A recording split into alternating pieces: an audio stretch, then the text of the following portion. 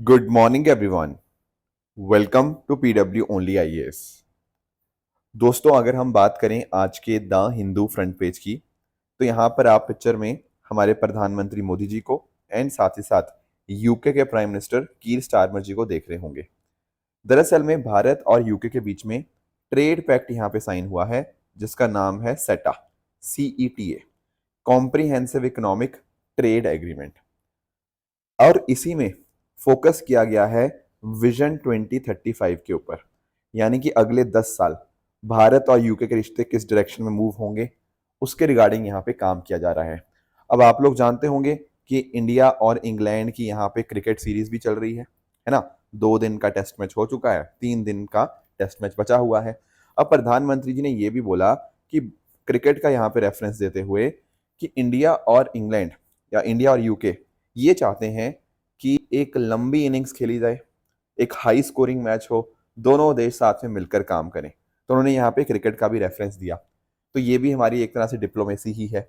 उसके अलावा अगर हम बात करें तो प्रधानमंत्री जी का ऐसा मानना है कि इस डील से हमारे किसानों को, हमारे जो लोगो उद्योग है, MSMEs, उनको, इंडियन फुटवेयर, ज्वेलरी एक्सपोर्ट, इस सेक्टर को बहुत बेनिफिट होगा। Plus at the same time अगर हम बात करें दोस्तों ब्रिटेन की, तो जो ब्रिटिश मेडिकल डिवाइसेस हैं और एरोस्पेस पार्ट्स हैं, जब वो भारत में आएंगे तो उनके ऊपर काफ़ी कम टैरिफ लगेंगे। तो कुछ ऐसी चीज़ें हैं जिससे हमें फ़ायदा होगा, कुछ ऐसी चीज़ें हैं जिसके अंदर ब्रिटिश को फ़ायदा होगा। तो कहीं ना कहीं दोनों देशों के बीच में यहाँ पर एक कॉपरेशन यहाँ पे बढ़ेगा। एंड यूके के मिनिस्टर ने ये भी बोला कि जब से ब्रेग्जिट हुआ है, जब से आपके ब्रिटेन ने एग्जिट किया है फ्रॉम द यूरोपियन यूनियन, तब से ये सबसे बड़ी डील आपको यहाँ पे देखने को मिल जाएगी। दोस्तों, डेट है आज की 25 जुलाई 2025 एंड आप सभी का स्वागत है आज के प्रीलिम बूस्टर न्यूज़ डिस्कशन में। दोस्तों, स्टार्ट करने से पहले मैं आपको बता दूं कि 29 ऑफ जुलाई से मैं यहाँ पर सी सेट का बैच लेकर आ रहा हूँ। अब पिछले साल के अंदर बहुत सारे ऐसे टॉपर्स थे जो इस बैच के अंदर जुड़े रहे हैं, राइट, एंड काफ़ी सारे स्टूडेंट्स ने यहाँ पे सी सेट को अपने स्ट्रेंथन किया है। अब यहाँ पे ये बैच के अंदर कंप्लीट डिस्कशन होगा, चाहे वो क्वांट है, चाहे वो रीजनिंग है, चाहे वो रीडिंग कॉम्प्रिहेंशन है। प्लस साथ ही साथ इन सब चीज़ों की एक्सटेंसिव प्रैक्टिस भी होगी, आपके टेस्ट भी होते रहेंगे एंड मॉक टेस्ट भी फाइनल आपके यहाँ पे होंगे। एंड इनफैक्ट यहाँ पे डाउट सेशन भी हम यहाँ पे डिस्कस करते रहेंगे अगर आपको कोई भी परेशानी होगी। तो दोस्तों, ये जो बैच है ये 29 से स्टार्ट है। मैंने नीचे डिस्क्रिप्शन के अंदर इस कोर्स का लिंक दे दिया है, तो डेफिनेटली आप इस बैच में जुड़ सकते हैं। एंड पूरी कोशिश यही रहेगी कि आप अपने बाकी सब्जेक्ट से पढ़ते रहें, साथ साथ आपकी जो सी सेट की तैयारी है वो भी अच्छे से यहाँ पे हो जाए। राइट दोस्तों, चलिए स्टार्ट करते हैं। पहला जो टॉपिक हमारे सामने है वो है हेनली पासपोर्ट इंडेक्स। थोड़ा इसको अंडरस्टैंड करने की कोशिश करते हैं। दोस्तों, दरअसल में ना एक देश का पासपोर्ट कितना स्ट्रांग है वो हमें हेनली पासपोर्ट इंडेक्स से पता लग जाता है। अब क्वेश्चन ये आता है कि स्ट्रांग होने का मतलब क्या है यहाँ पे। देखो, कितने देश आपको अलाउ करते हैं कि आप वहां पर जा सकते हो बिना किसी प्रायर वीजा के। जैसे अगर मैं बात करूं ना भारत के पासपोर्ट की, तो आज के समय आप 59 देश यहाँ पे जा सकते हैं बिना किसी प्रायर वीजा के। अब इसमें अलग अलग तरीके हो सकते हैं। एक तो होता है आपका जो पहला तरीका है वो होता है वीजा फ्री। वीजा फ्री का मतलब कि वहां पर आपको जाने के लिए वीजा ही नहीं चाहिए। तो फिर क्या चाहिए? अरे, आपके पास पासपोर्ट होगा ना, तो आप बस अपना पासपोर्ट लेकर जाइए, बाकी और चीजें कुछ आपकी रिक्वायरमेंट नहीं है। जैसे फॉर एग्जाम्पल भूटान वगैरह है, अब यहाँ पर आपको नहीं चाहिए होता वीजा वगैरह, आपके पास पासपोर्ट है बस चल जाएगा। इवन नेपाल के अंदर तो इनफैक्ट पासपोर्ट भी नहीं चाहिए होता, वहां तो आप वैलिड आईडी है आपके पास तो काम चल जाएगा, ठीक है ना, बिना वीजा के, ठीक है। इसके अलावा आप नोटिस कर पाओगे एक होता है वीजा ऑन अराइवल। यहाँ पर क्या है, आपको ट्रैवल करने से पहले वीजा की जरूरत नहीं है। आप वहां पे पहुंचोगे, जो भी एयरपोर्ट होगा सामने वाले देश का, वहां इमिग्रेशन काउंटर होगा, वहां इमिग्रेशन काउंटर पे आप एक लाइन में लगोगे, वो आपको यहाँ पे वीजा दे देंगे। सिंपली आप फॉर्म फिल करोगे, पेमेंट करोगे थोड़ी सी, एंड फोटो दे दोगे एंड आपका वीजा मिल जाएगा। तो वीजा ऑन अराइवल इसको बोलते हैं। एंड तीसरा होता है ई वीजा एक्सेस। यहाँ पर आप ऑनलाइन काम कर लेते हो, ठीक है ना। आपने बस कुछ डॉक्यूमेंट्स वो आपसे मांगेंगे, ऑनलाइन आप वीजा अप्लाई करोगे, फीस वगैरह दे दोगे, एंड कई बार होता है ऑटोमेटिकली उसी टाइम आपका वीजा यहाँ पे अप्रूव हो जाएगा। ईमेल आपके सामने आ जाएगी, वो ईमेल आप वहां पे एयरपोर्ट पे दिखा दोगे, बात खत्म आपकी। तो जितनी ज्यादा कंट्रीज इस तरह से आपको अलाउ करती है ना बिना प्रायर वीजा के, उतना ही ज्यादा आपका पासपोर्ट ज्यादा स्ट्रांग माना जाता है। अब अगर हम बात करें दोस्तों, दुनिया में सबसे ज्यादा स्ट्रांग जो पासपोर्ट आज के समय माना जा रहा है वो सिंगापुर का माना जा रहा है। फिर दूसरे नंबर के ऊपर जापान, और तीसरे पे साउथ कोरिया। दरअसल में ये सिमिलर ही है क्योंकि इनका रैंकिंग मतलब 190 देश ये जा सकते हैं। सिंगापुर वाले तो भाई लगभग पूरी दुनिया में बिना किसी वीज़ा रिक्वायरमेंट के जा सकते हैं, तो सिंगापुर का पासपोर्ट इसीलिए सबसे स्ट्रांग माना जाता है। एंड बाकी देशों की लिस्ट भी आपके सामने है। अब पॉइंट ये आता है कि सिर्फ भारत का रैंक क्या है। दोस्तों भारत का रैंक पिछले साल 85 था, भारत का रैंक अब 8 पायदान ऊपर आ गया है। तो हमारा पासपोर्ट स्ट्रांग हुआ है। क्यों स्ट्रांग हुआ है दोस्तों? पहले हम 57 कंट्रीज जा सकते थे, अब इसमें 2 कंट्री और ऐड हो गई हैं, 59। अब भारत के नागरिक जो हैं वो 59 कंट्रीज यहाँ पे जा सकते हैं बिना किसी प्रायर वीजा के। ये कौन से 2 नए देश ऐड हुए हैं? देखो एक तो यहाँ पे वियतनाम जहाँ पर वीजा फ्री है अप टू 15 डेज, एंड एक है थाईलैंड जहाँ extended free access, visa free access आपको देखने को मिल जाएगा 30 दिन के लिए। ठीक है, और भारत के लोग यहाँ पर जाते भी बहुत ज्यादा हैं, आप लोग जानते ही होंगे इसके बारे में। ठीक है, मुझे बताने की जरूरत तो है नहीं, है ना। एंड इसके अलावा अगर हम बात करें तो ये जो क्या है, ये हेनली पासपोर्ट इंडेक्स है। ये रैंकिंग करता है इस तरह से ग्लोबल मोबिलिटी के कॉन्टेक्स्ट के अंदर, एंड कहीं ना कहीं यहाँ पे इसको कंपाइल किया जाता है by Henley and Partners. And data जो इस्तेमाल करते हैं that is from International Air Transport Association. तो ये क्लियर बातें आपको पता होनी चाहिए। ठीक है, बाकी भारत का जो रैंक इंप्रूव हुआ है ये कहीं ना कहीं दिखाता है कि हमने दुनिया के साथ जो संबंध अच्छे करने की कोशिश करी है उसने हमें यहाँ पे हेल्प करी है। पर फिर भी देखो हमारे साथ में जो पड़ोसी हैं, मतलब पड़ोसी थोड़े से एक्सटेंडेड पड़ोसी, सिंगापुर जापान हो गया, तो हमारे एशियन देशों से हम काफी यहाँ पे थोड़ा पीछे हैं। तो भाई काम करने की और ज्यादा जरूरत है। ग्लोबल एवरेज ये है कि 109 डेस्टिनेशन एक इंसान रफली बिना वीजा के यहाँ पे जा सकता है, पर भारत में नंबर अभी सिर्फ 59 है। तो भाई हम लोग ना ग्लोबल एवरेज के नीचे चल रहे हैं अभी, तो हमें यहाँ पे काफी इंप्रूव करने की यहाँ पे जरूरत है। क्लियर है ये बात? तो ये कुछ बातें थी हेनली पासपोर्ट इंडेक्स के कॉन्टेक्स्ट में जो हमें पता होनी चाहिए।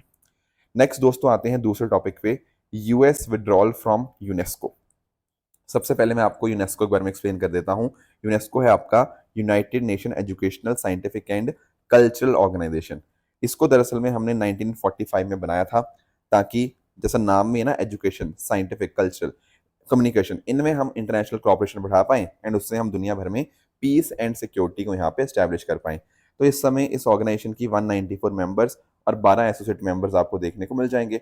बाकी आप लोग जानते होंगे भाई, यूनेस्को वर्ल्ड हेरिटेज साइट हमने कई बार डिस्कस किया है। जियो पार्क्स हो गया, यूनेस्को बायोस्फीयर रिजर्व हो गया, ये हमने कई बार डिस्कस किए हुए हैं। ये सारे आपके यूनेस्को के ही अलग अलग इनिशिएटिव्स आपको देखने को मिल जाएंगे। इसके अलावा स्कूलों के साथ, रिसर्च इंस्टीट्यूशंस के साथ, यूनिवर्सिटी चेयर्स के साथ भी आपका जो यूनेस्को है ना वो यहाँ पे कोऑर्डिनेट करता है। ठीक है सर, आपकी बात समझ आ गई, पर ये नहीं हमें समझ आया कि यूएस ने यूनेस्को से विड्रॉ करने का क्यों डिसीजन लिया है। देखो हमारे हमारे नहीं, यूएस के जो प्रेसिडेंट हैं डोनाल्ड ट्रंप जी, ठीक है, आप लोग जानते ही होंगे कि वो फटाफट फटाफट एक्शन लेते हैं। तो एक्चुअल में ना पहली बार ऐसा नहीं हुआ।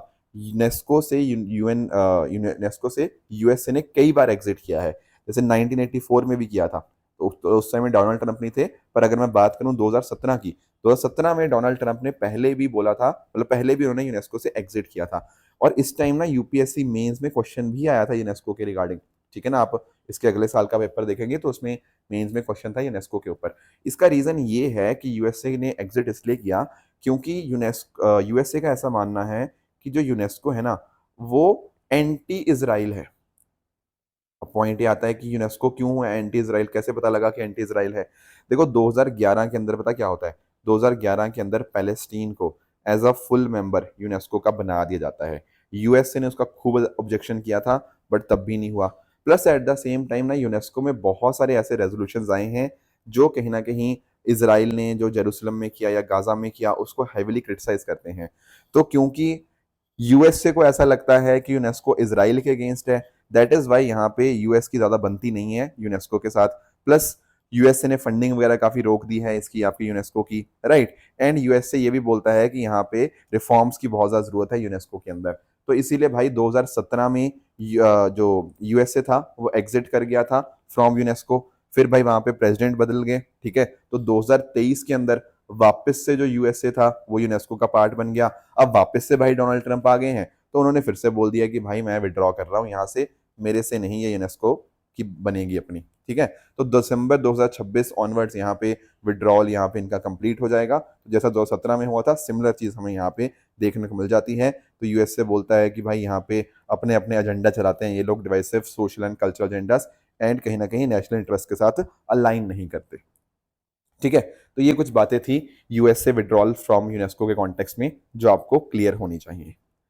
नेक्स्ट आते हैं दोस्तों, अगला टॉपिक हमारे सामने है SABB, सफाई अपनाओ बीमारी भगाओ 2025 कैंपेन। थोड़ा इसको समझते हैं। देखो, ministry of housing and urban affair ने यहाँ पे एक नेशन वाइड कैंपेन यहाँ पे लॉन्च किया है ताकि हम मानसून के रिगार्डिंग प्रिपेयर रहें, ठीक है, क्लीननेस पब्लिक हेल्थ के रिगार्डिंग।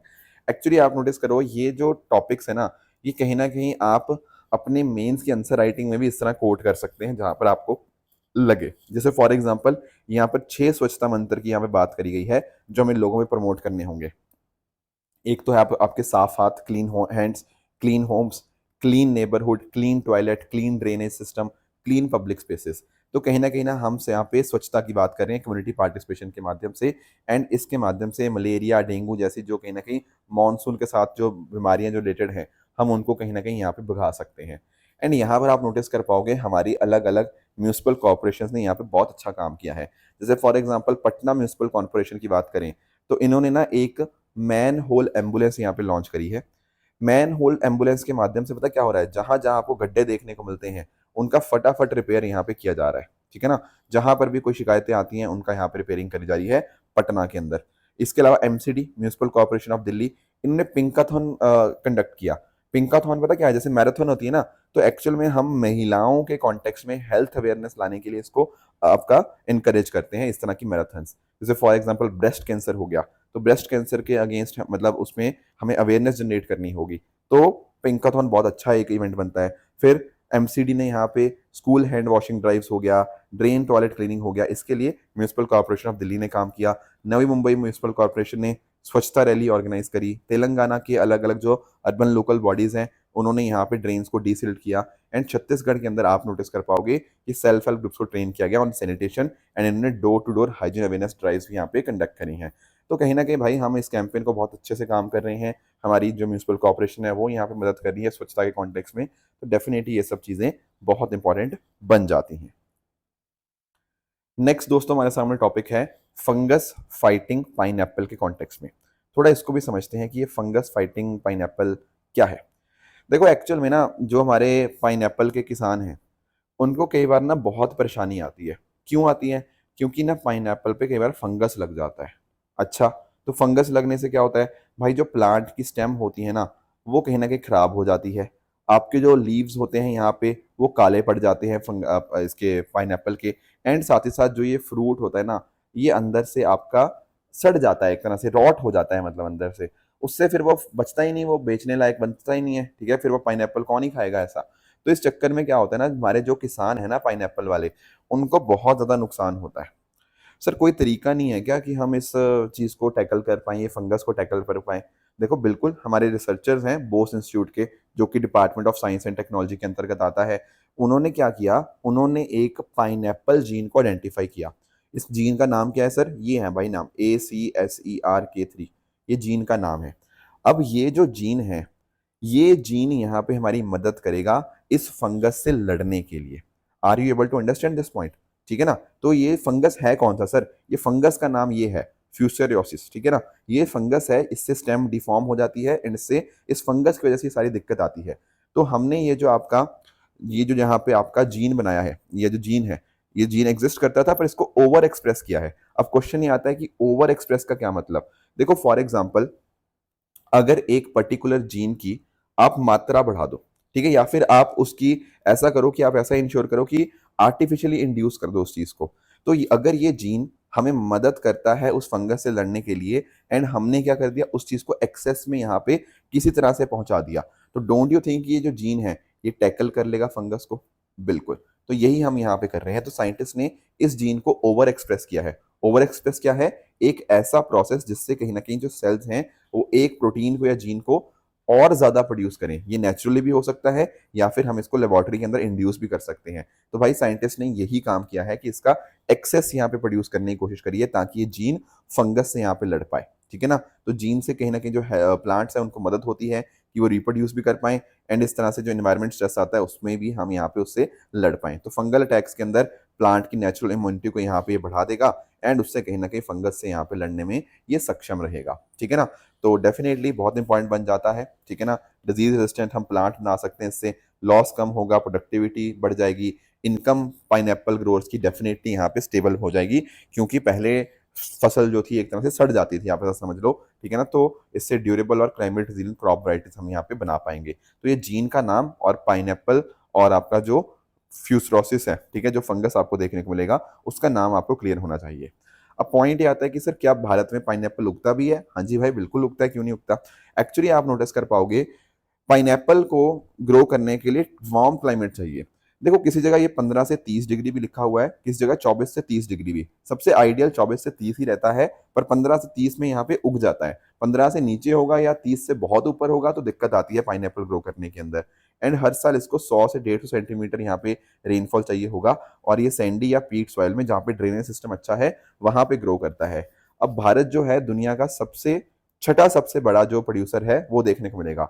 दुनिया में इंडोनेशिया, फिलीपींस, कोस्टारिका ये टॉप 3 प्रोड्यूसर है, और भारत का रैंक है 6th। भारत में आपका वेस्ट बंगाल, असम, कर्नाटका, इन स्टेट्स के अंदर आपका मोस्टली जो पाइनएप्पल है वो प्रोड्यूस किया जाता है। ये कुछ बातें थी पाइनएप्पल के कॉन्टेक्स्ट में जो आपको क्लियर होनी चाहिए। दोस्तों अगले टॉपिक पे आते हैं, that is lack of vitamin D and neuro developmental issues. अब इन चीजों का क्या मतलब है सर, मैं आपको समझाता हूँ। देखो पहले मैं आपको एक काम करता हूँ, मैं आपको डिजीजेस के कॉन्टेक्स्ट में थोड़ा मैं आपको समझाना चाहूंगा। जैसे एक होता है शिजोफ्रेनिया। दरअसल में ये एक क्या है, this is a kind of a mental disorder. एक इंसान कैसे सोचता है, क्या उसको याद रहता है, कैसे वो फील करता है, कैसे वो बिहेव करता है, उसको इफेक्ट करता है शिजोफ्रेनिया। ये अपने आप में एक सीरियस मेंटल हेल्थ कंडीशन हमें यहाँ पे देखने को मिल जाएगी। कई बार आप देखते हो ना कि कोई इंसान बोलता है कि यार मुझे ना अजीब अजीब सी आवाजें सुनाई देती हैं, हेलुसिनेशंस होते हैं। कई बार किसी गलत चीज में हम बहुत ज्यादा विश्वास करने लग जाते हैं, लोगों से थोड़ा सा दूर होने लग जाते हैं, वो कहीं ना कहीं इसी चीज के सिम्टम्स आपको देखने को मिलते हैं। इसके अलावा आपका होता है ADHD, attention deficit hyper activity disorder. यहां पर आपका अटेंशन, आपका इंपल्स कंट्रोल, एक्टिविटी लेवल, उन सब चीजों को इंपैक्ट करता है, ठीक है ना। जैसे फॉर एग्जांपल अगर हम बात करें एक ऐसी ब्रेन कंडीशन जहां फोकस करना, यहां पर आप नोटिस कर पाओगे एक्शंस को कंट्रोल करना, राइट, ये सब चीजें कहीं ना कहीं बहुत ज्यादा यहाँ पे मुश्किल हो जाती है। मतलब आपके ऊपर अटेंशन है ही नहीं, आपके पास अटेंशन एक तरह की है ही नहीं, तो वो एक अलग अलग इस तरह की प्रॉब्लम्स आपको यहाँ देखने को मिल जाएंगी, ठीक है ना। अटेंशन आपकी मैनेज करना हार्ड होता है, फोकस करने में काफी दिक्कत आती है। या एक हो सकता है आपका ऑटिज्म डिसऑर्डर, ठीक है। ऑटिज्म जबकि हम बात करते हैं तो यहाँ पर भी कम्युनिकेशन को, बिहेवियर को, सोशल इंटरेक्शन को ये अपने आप में यहाँ पे इम्पैक्ट करता है। अब ऐसा मत कहना कि सर हमें भी यहाँ पे दिक्कत आती है, हमें भी फोकस करने में दिक्कत आती है, ठीक है ना। ऐसा मत कहना कि सर मेरी बॉडी में भी सेंसेशन होते हैं, सनसनाहट, सरसराहट, गुड़गुड़ाहट, डगमगाहट, फरफराहट, वो सब चीजें मत कहना, ये अलग चीजें हैं, ठीक है। शिजोफ्रेनिया, एडीएचडी और आपका जो ऑटिज्म, ठीक है। अब क्वेश्चन ये आता है कि हम इसको डिस्कस क्यों कर रहे हैं। डिस्कस इसलिए कर रहे हैं क्योंकि हमने ना यहाँ पे कुछ स्टडीज करी। किसने स्टडी करी? एक बहुत बड़ी स्टडी हुई जिसको लेंसेट में पब्लिश किया गया। उस स्टडी ने यहाँ पे ये पाया कि अगर हम बात करें जिन बच्चों को, जैसे फॉर एग्जांपल जिन बच्चों को लेट से जो 1 महीने से कम टाइम के बच्चे हैं, नियोनेटल जो आपके बच्चे आपको देखने को मिलते हैं, उनके अंदर अगर विटामिन डी का लेवल अच्छा होगा ना, तो उन बच्चों के अंदर ये सब चीजें होने की संभावना काफी हद तक कम हो जाती है। कहने का मतलब ये है कि हो सकता है बच्चों के अंदर विटामिन डी की कमी हो, उस वजह से उनमें एडीएचडी, शिजोफ्रेनिया, ऑटिज्म ये सब इश्यूज कहीं ना कहीं आ सकते हैं। तो इस लिंक को यहाँ पे पाया गया है। जैसे फॉर एग्जाम्पल ऐसा देखा गया है कि जिन बच्चों में विटामिन डी का लेवल अच्छा था वहां पर इन चीजों के होने के चांसेस काफी हद तक कम हो जाएंगे। अगर सभी बच्चों के अंदर यहाँ पर विटामिन डी लेवल अच्छा है तो काफी सारे केसेस यहाँ पे हम प्रिवेंट कर सकते हैं। तो कहीं ना कहीं विटामिन डी एक बहुत आपका इंपॉर्टेंट बन जाता है। हालांकि विटामिन डी और डिप्रेशन का भी एक लिंकेज ढूंढने की कोशिश करी गई थी, पर ऐसा देखा गया कि नहीं, इसका कोई खास लिंकेज नहीं मिला हमें। फॉर एग्जाम्पल जिन बच्चों का लेट से नियोनेटल विटामिन डी अच्छा भी था, आगे जाके उनको भी डिप्रेशन फेस हुआ, और उल्टा केसेस भी हमारे पास है, ठीक है ना। तो अगर आपका छोटे होते हुए आपके विटामिन डी के लेवल अच्छे हैं, इसका मतलब ये नहीं है कि आपको डिप्रेशन नहीं हो सकता। तो इसका ना लिंकेज हमारे पास नहीं है, ठीक है ना। तो कई बार ऐसा देखा गया है कि डिप्रेशन बहुत लेटर स्टेजेस में आता है और हम विटामिन डी लेवल बहुत ही स्टार्टिंग में चेक कर रहे हैं। तो स्टार्टिंग में जो डिजीज हो सकती थी एडीएचडी और वो सब, उनके साथ लिंकेज है, बट डिप्रेशन जैसी चीज के साथ या बाइपोलर डिसऑर्डर के साथ यहाँ कोई खास एसोसिएशन इसका देखने को मिला नहीं है। अब भारत में अगर हम बात करें ना, तो भाई भारत में हमारे यहाँ पे अच्छी खासी सनलाइट तो है, आप लोग जानते होंगे विटामिन डी का बहुत इंपॉर्टेंट सोर्स आपका सनलाइट बन जाता है। भारत में सनलाइट तो अच्छी खासी है, पर तब भी भाई भारत में अगर हम बात करें 74% इन्फेंट्स, 85% के आसपास जो मदर हैं वो विटामिन डी डेफिशिएंट है, ऐसा एम्स ऋषिकेश की स्टडी ने यहाँ पे पाया था। उसके अलावा 92% जो न्यू बॉर्न्स होते हैं वो बेंगलुरु स्टडी के अंदर पाया गया कि वो डेफिशिएंट है। तो भाई विटामिन डी की डेफिशिएंसी हमें देखने को मिलती है। इनफैक्ट ना जो प्रेग्नेंट महिलाएं हैं उनमें विटामिन डी का लेवल अपने आप में कम होना बहुत चिंताजनक विषय हो जाता है। पता है क्यों? क्योंकि एक ट्रांसजेनरेशनल इम्पैक्ट है कि अगर माँ में मतलब जो मदर है उसमें विटामिन डी की कमी है, तो भाई बच्चे के अंदर भी यहाँ पर विटामिन डी की हमें कमी देखने को मिलती है। तो कहीं ना कहीं हमें इंश्योर ये करना होगा कि हम उनको यहाँ पे अच्छी सनलाइट दें, अच्छी डाइट दें, ताकि इस तरह की दिक्कतें यहाँ पर ना आए। बाकी विटामिन डी के बारे में तो आप सब लोग जानते ही होंगे। विटामिन डी जो है वो कहीं ना कहीं हमारी बॉडी को हेल्प करता है calcium and phosphorus phosphate absorb करने के लिए फ्रॉम द गट, जो कहीं ना कहीं हमारी हेल्दी बोन्स एंड टीथ के लिए बहुत बहुत इंपॉर्टेंट है। आपको ये बात बिल्कुल ध्यान में रखनी है कि बोन्स एंड टीथ जिनकी कमजोर होती है ना, कहीं ना कहीं वहाँ विटामिन डी की कमी हो सकती है। जैसे फॉर एग्जांपल आप लोगों ने रिकेट्स के बारे में सुना होगा। रिकेट्स आपकी एक बोन सॉफ्टनिंग डिजीज ही है जो विटामिन डी की कमी से होती है। आपकी लेग्स में दिक्कत आती है, डिलेड ग्रोथ आपको देखने को मिल जाएगी। उसके अलावा अडल्ट के अंदर आपको ऑस्टियोपोरोसिस देखने को मिल जाएगा। ये भी सेम ही चीज है कि बोन आपकी बिल्कुल कमजोर हो चुकी है, आपके अंदर मतलब आपकी जो बोन्स हैं उनमें फ्रैक्चर होने का खतरा बहुत ज्यादा बढ़ जाता है। ये कहीं ना कहीं आपका विटामिन डी की कमी से ही हमें देखने को मिलता है। बाकी विटामिन डी आपकी मसल स्ट्रेंथ को सपोर्ट करता है, बॉडी के इम्यून सिस्टम को यहाँ पे बढ़ाता है एंड आपके टिश्यूज में इन्फ्लेमेशन को यहाँ पे कम करता है, ठीक है ना। और साथ ही साथ सेल रिपेयर और ग्रोथ में भी यहाँ पे ये हेल्प करता है। तो ये कुछ बातें थी विटामिन डी के कॉन्टेक्स्ट में जो हमें यहाँ पे काफी क्लियर होनी चाहिए। एक और टॉपिक दोस्तों हमारे जो सामने है वो है आपका इटालियन हाइडल प्रोजेक्ट। अभी एक्चुअली पता क्या है, अगर हम बात करें यहाँ पर इस पर्टिकुलर प्रोजेक्ट की, तो इसके बारे में काफी डिस्कशन हो रहा है। इसका रीजन ये है कि हमारी जो यूनियन एनवायरमेंट मिनिस्ट्री है, एनवायरमेंट मिनिस्ट्री का एक जो पैनल है वो यहाँ पर अगले हफ्ते यहाँ पे मिलेगा, जब वो डिस्कस करेंगे दिबांग वैली के अंदर ये जो प्रोजेक्ट के लिए। दरअसल में पता क्या हो रहा है, ब्रह्मपुत्रा के अंदर चाइना जो है ना एक बहुत बड़ा यहाँ पर हाइड्रो पावर प्लांट यहाँ पे लगा रहा है। उससे कहीं ना कहीं हम यहाँ पे नोटिस करेंगे कि क्या हम क्या कर सकते हैं, है ना, इस पर्टिकुलर प्रोजेक्ट के कॉन्टेक्स्ट में। तो थोड़ा हमें ये प्रोजेक्ट यहाँ पे समझना होगा। मैं थोड़ा आपको समझा देता हूँ। पहली चीज तो ना आप यहाँ पे दिबांग रिवर अंडरस्टैंड करो। देखो ये जो आपके सामने रिवर है ना, ये आपको यहाँ पे ब्रह्मपुत्रा रिवर देखने को मिलती है, ठीक है। अब इसकी डिफरेंट डिफरेंट ट्रिब्यूटरीज आपके सामने यहाँ पे बनी हुई है, राइट। अब ये जो दिबांग रिवर है ना, this is a Dibang river, right. इसके अलावा लोहित रिवर भी आप यहाँ पे देख सकते हो, राइट। हमें फोकस करना है दिबांग रिवर के ऊपर। ये जो दिबांग रिवर है ये ब्रह्मपुत्रा की आपको ट्रिब्यूटरी देखने को मिल जाएगी। और ये जो ओरिजिनेट होती है ना दिबांग रिवर, ये ओरिजिनेट होती है आपकी अरुणाचल प्रदेश के अंदर, फिर अरुणाचल प्रदेश असम के थ्रू मूव करती है, फिर लोहित सियांग के साथ मर्ज करके इस तरह ब्रह्मपुत्रा के थ्रू यहाँ पे आगे ये चलती है, राइट। ये तो दिबांग रिवर के बारे में हो गया। अब दिबांग रिवर के ऊपर हम यहाँ पर एक प्रोजेक्ट बना रहे हैं। What is the name of the project? That is the Etalin hydro electric project. ये आपका run of the river project है। Sir what do mean by run of the river project? देखो कुछ ऐसे हम प्रोजेक्ट्स बनाते हैं जहां पर ना हम कोई बड़ा डैम नहीं बनाते। हम पता करते हैं पानी का नेचुरल फ्लो है ना, पानी के नेचुरल फ्लो और एलिवेशन की वजह से कि एक हाइट पे बना हुआ है, उसी एलिवेशन ड्रॉप का हम इस्तेमाल करते हैं इलेक्ट्रिसिटी को जनरेट करने के लिए। कहने का मतलब सिंपल सा है कि यहाँ पर आपको बड़ा डैम या बड़ा रेजरवायर बनाने की जरूरत नहीं पड़ती है। आप पानी के नेचुरल फ्लो का इस्तेमाल करते हो, एलिवेशन का इस्तेमाल करते हो एंड उसके माध्यम से आप इलेक्ट्रिसिटी जनरेट कर लेते हो। तो Etalin hydro electric project run of the river project ही है 3887 मेगावाट, जो कि लोकेटेड है दिबांग वैली अरुणाचल प्रदेश के अंदर। इसको डेवलप किया जा रहा है बाय सतलुज जल विद्युत निगम लिमिटेड, राइट। एंड इसमें कंक्रीट ग्रेविटी डैम वगैरह यहाँ पे बनाए जा रहे हैं ऑन द्री एंड तालो रिवर, जो कि आपके दिबांग रिवर के ही यहाँ पे आपको ट्रिब्यूटरीज देखने को मिल जाएगी। तो हाइड्रो इलेक्ट्रिक पावर यहाँ पे लार्ज स्केल के ऊपर यहाँ पे जनरेट करेगा। तो ये Italian hidden project on the Dibang river, ये आपको क्लियर होना चाहिए। तो दोस्तों ये थी हमारी आज की डिस्कशन। अब अगर हम बात करें यहाँ पे ट्रू एंड फॉल्स स्टेटमेंट्स की, यहाँ आपके सामने कुछ स्टेटमेंट्स हैं, इनको आप पढ़िएगा, बताइएगा इनमें से कौन सा सही है एंड कौन सा गलत है।